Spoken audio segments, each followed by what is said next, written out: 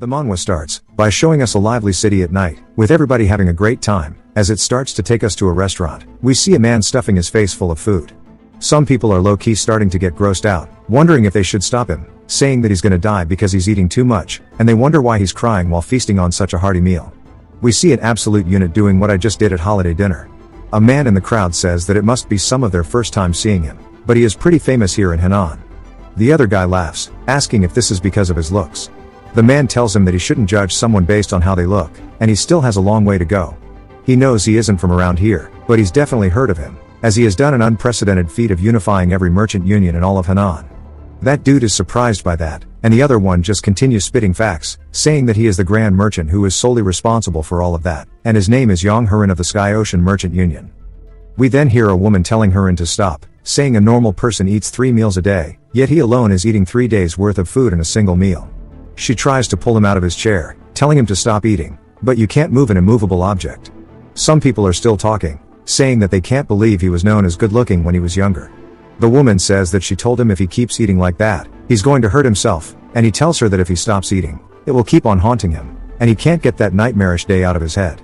We see she is hurt by this but decides to let go and ask him if he really intends to get by living a life like this. He continues crying, and we learn that her name is Yonghwa.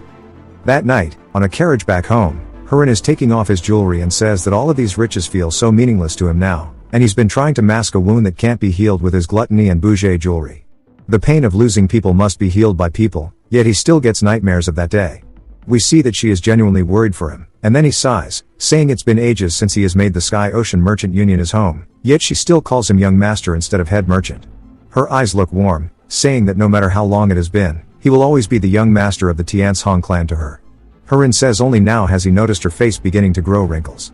When he left the clan and married into another family, she followed him and continued to serve.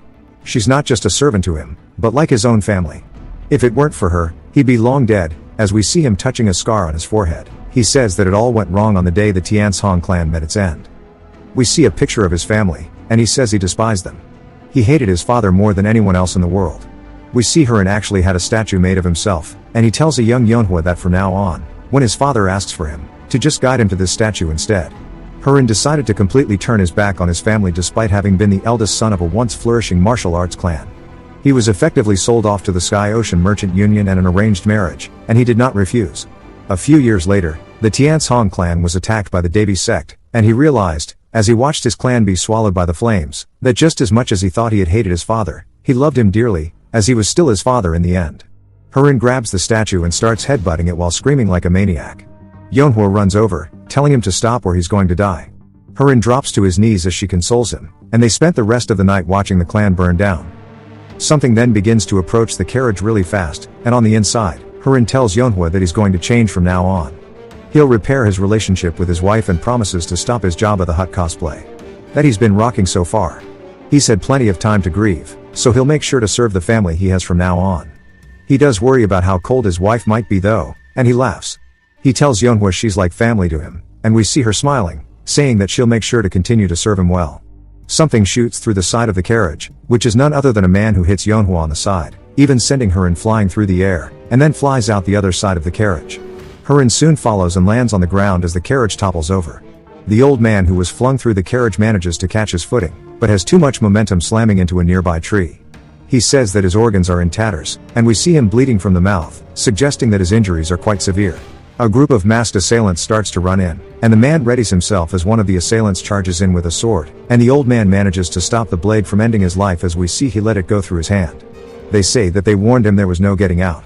The old man spits up even more blood, asking how dare they betray him, and the other assailants quickly take the chance to stab him in his stomach. They say they can't believe this is how the demonic master meets his end, and it's quite pathetic. We learn these are his disciples. The demonic master grits his teeth, saying it's all because of the damn blood demon castle, and if he doesn't take care of these dudes right now, then he wouldn't be known as the demonic master. He starts to release a red aura, sending them flying, or maybe even vaporizing a few of them. Back to Herin on the floor, he starts to raise up while we see him bleeding from the head. He spots Yonghwa laying a little further away. As soon as he realizes there's blood on the ground, he quickly runs over as fast as he can and holds her, but it's too late, as her eyes are now completely lifeless and her body has gone limp. Herin starts to shake and screams, asking why he's always so unlucky in life. The demonic master then slowly starts walking forward, leaving one hell of a bloody scene in his wake. He eventually drops to his knees, saying that he needs to find a new body before his heart stops, and he needs to use the spirit possession technique, but his blood continues to just pool out of his mouth. He says that this might just be where his journey ends. Then he hears Herin call out to him as Herin is standing before him full of rage, saying that he lost a family member because she got tangled up in his shit, asking why he had to fight here. The old man doesn't say anything, and Herin grabs him by the collar, telling him to at least acknowledge it, as his family member just died. The old man starts to mumble, saying that he shouldn't do that, but Herin can't understand him. The old man quickly starts to imbue aura into his fingertips and raises them up, hitting Herin's pressure points, causing his body to go stiff, and he falls to the ground. Confused about the situation, because his entire body won't move, we see him fighting to move his hand. The demonic master, gassed out, says that he shouldn't treat an injured old man like this. Herin says he knew he was a martial artist but he lost his temper and can't believe this is how it is going to end for him. The old man then takes a seat beside him, saying that as it's his last time using the spirit possession technique, he wanted a young and talented body so he could live a longer life. But since he's near his final moments, he has no other choice. As we see him readying his hand, he says even if it's the body of a pig, he needs to make the most out of it. He starts to inject 160 years of his martial essence as true ki in his left hand, placed on Herin's stomach, and the culmination of his soul and spirit with the right, which is going into Herin's forehead. He's got to send them simultaneously at the same time to maintain harmony. After a bit, the aura fades away, and the old man's body goes limp as Herin sits up and pushes him off. He then looks down at his hand as he starts closing it and then smiles evilly, as the possession technique has been successful. But as soon as that happens, his head starts to ache really bad, and the old man says he should already be suppressed by his true ki and spiritual power. As we see him floating behind the body, Herin is hella pissed, saying that he refuses to die like this, and their spirits start colliding with one another right behind the body. Herin says that he must survive and avenge his clan. The old man says that he was surprised by his strong will, but in the end, it's futile, as he starts to suck his soul, inhaling the essence itself. Herin's soul starts to deteriorate as his consciousness begins fading away. One of the assailants then appears behind Herin's body and immediately recognizes that the demonic master has already transferred bodies, saying it seems countless demonic humans of the three demonic heavens refer to him as the master for a reason. However, his praise ends here, as the assailant leaps at him with the sword. The old man says this is bad, as his spirit possession technique was just about to finish. The sword gets lodged directly through his throat, causing him to spit out blood as a red aura starts to glow, seemingly followed by some type of explosion. We then hear Herin saying that his head feels like it's about to split as we are taken somewhere else. He sits up wondering where he is, as he is in some sort of apothecary. He complains that his throat is really dry, so he starts to drink the medicine beside him, and he says this shit tastes like ass. He then looks down at his hand, seeing how slim it is, and screams. Out of panic dropping the plate, as we hear it break onto the ground. He sits there stunned, wondering what the hell is wrong with his hands since they are so slim. A young girl quickly enters the room, calling out to him, asking if he is okay, saying that she heard something break. It's none other than Yonhwa, and he starts holding on to her, asking her how she became younger. She asks if he maybe had a nightmare, and Herin says there's no other explanation besides this being a dream. He then feels a sharp pain in his foot as he realizes he stepped on some of the broken glass. But the tingling sensation of pain is way too real to be a dream. Then we see him making a confused expression, wondering what's going on. Then immediately, realizes something as he turns around and heads outside. Yonhwa follows, as she asks where he's going, seeing he shouldn't move around with a wounded foot. As Herin stands before the statue, he says this is impossible, wondering why this is here, since that fateful day.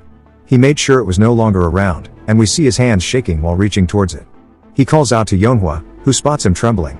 Herin, full of tears, asks Yonhwa when he had this statue placed, and she tells him that it's been only about 5 days. Herin says there's still time then. Yonhwa wonders what he means but watches as Herin rears his head back while death gripping the statue and immediately slams his head straight into it. This time, the statue cracks and shatters, as Herin has completely destroyed it with just his forehead alone. Yonhwa screams, calling out to him, asking if he is okay, but Herin immediately understands this is no dream, and he doesn't know how, but he is back in the past. Looking at the remains of his statue, he is 3 years before the day the clan falls, which for him is more than enough time. All of the other spectators in the estate watch him with pure shock, and Herin says that he will protect his people and the Tiansong clan at all costs. This is it for today. Check out the other videos on channel, and thank you for watching. Have a great day.